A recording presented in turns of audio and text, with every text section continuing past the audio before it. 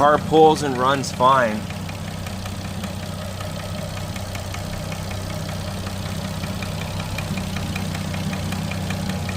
But it's pretty loud. My timing is fine. There's no check engine light. I don't have any problems.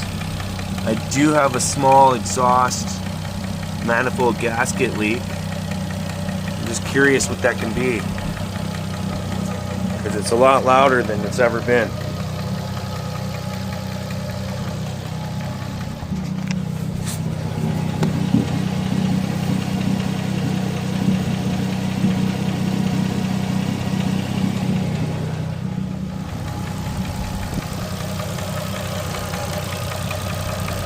Sounds like it's coming from one of these cylinders.